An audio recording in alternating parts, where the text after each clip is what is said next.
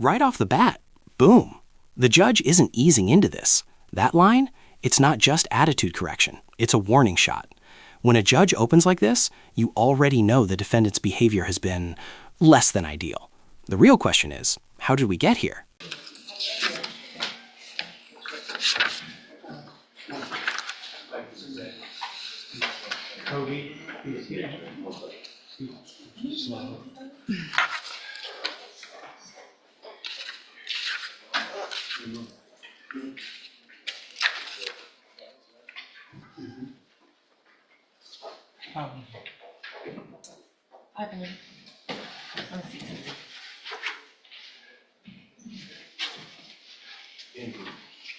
Good morning, you're Gracie Cassidy? Yes, ma'am. And Miss Cassidy was previously in court and entered a plea of guilty in cause number 20. Now we're entering formal territory. Identity confirmation might sound routine, but in court, this locks everything in place. There's no ambiguity about who's responsible for what comes next. For DCCR 1480 to the third-degree felony offense of unlawful carrying a weapon in prohibited place. I've received the pre-sentence report. Has everyone had an opportunity to review that report?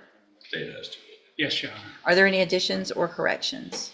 Your Honor, the only A guilty plea to a third-degree felony, that's serious. We're talking potential prison time. But here's where it gets interesting. The pre-sentence report is basically the judge's cheat sheet. Background, behavior, risk level. And trust me, it heavily influences what happens next. fact I would like to say is she's now living in Georgia and it'll be transferred to Georgia for supervision. Just make sure when you talk to probation, they'll get that all taken care of. The biggest thing about your Interstate probation. Sounds simple, right? Not even close. This is where people slip up. Different state, different rules, double the responsibility.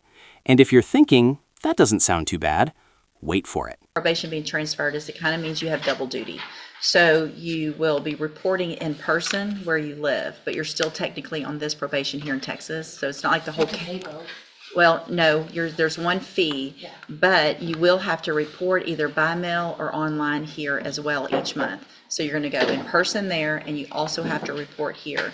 So you can't forget to do that mail-in or the online reporting here, because that would be a violation. It's just a lot of people they think they're doing everything right because they're reporting in person over there, but you have to stay in touch with us as well. All right. Judge, real quick, I apologize. There is one thing, and I spoke to Mr. Megan about this previously. There That's right. seems to be maybe a new charge in Georgia. This is a critical moment. The judge is basically spelling out a trap most people fall into, thinking one check-in is enough. Miss one report, even accidentally, that's a violation, and violations can spiral fast. So the real tension here isn't just the sentence, it's whether she can actually keep up with all this. I don't know I don't know the circumstances of this, nor do I recognize the charge. Yeah. And it's equivalent with us. Hang on, ma'am. So that's the only thing that's new that I wasn't aware of, and I spoke to Mr. Megan about before, and he was gonna find out. Okay, so whatever you have to take care of, obviously in Georgia with regard I to. don't have anything to take care of. That was like what they were holding me in Georgia. That's the case, Judge, but But I got in a I- car accident, they arrested me because I had a warrant here. I got you. Okay. All right. But I already dealt with that. Well, Okay. there was nothing to deal with. I just like had to find out. That's where you got arrested and then they transferred you here? I didn't get transferred. I just had to sit in jail for 44 days Okay. to find out. Okay. Got it. That's Okay. sufficient for the state. All right. I just didn't know. Okay, Ms. Cassidy, I'm going to find that you previously entered your plea of guilty freely and voluntarily. Find sufficient I have a question. Yes. This packet, it said like I had to do like 300 hours of community service. We'll explain all that to you in probation. Yeah, that's what happens when you're on felony probation. It's required. If you talk to your probation officer, if you're doing everything right, sometimes they waive part of those. Sometimes they don't. It depends on how you're doing. Do you understand?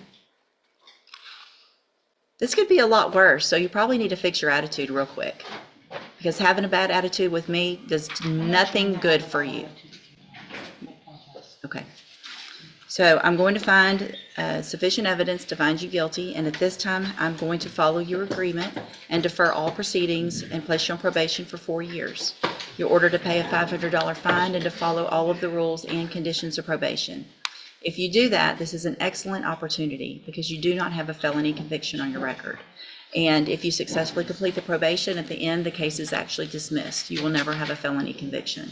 The other side of that, though, is if you violate any condition of probation, you can be brought back into court. You could be found guilty and sent to prison for anywhere between 2 and 10 years. Do you understand? Okay. One thing is on these types of probation, if you do everything you're supposed to, I sign early terminations from probation all the time. But it means you have to get it all taken care of early and up front. So take care of everything, and then there's the possibility of getting off early. I'm handing you the trial court certification that shows this was an agreement that I followed, and so you've waived your right to appeal. You need to have a seat here in the courtroom. Probation's going to call you up to her desk when she's ready to go over your paperwork. All right, good luck to you, ma'am.